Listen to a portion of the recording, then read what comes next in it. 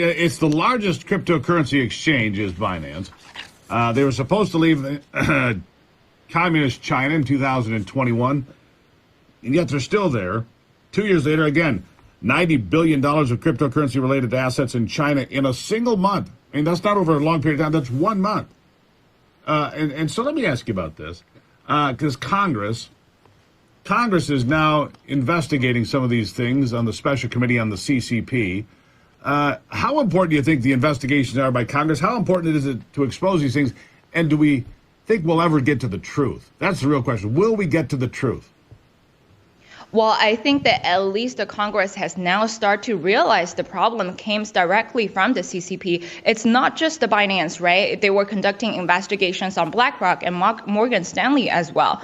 Noticing that the Chinese Communist Party was the one who made earliest investments into these large hedge funds and investment groups.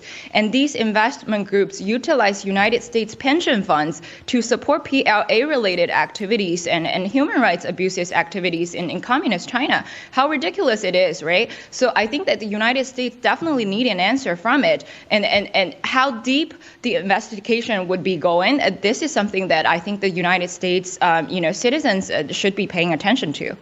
So BlackRock, Morgan Stanley Capital International, MSCI, funded by the CCP is what you're saying, and just follow the money. That these companies were funded by money coming from the CCP. And more importantly to me, Aila, is if you follow it that far, then you follow it into the influence peddling in America, whether it's supporting campaigns or getting left-wing prosecutors put into office and supporting all things that undermine America. All the money, whether it flows through BlackRock, MSCI, Binance, the intention is the same no matter where the money originates. When it comes from China, it is to undermine America. Right or wrong?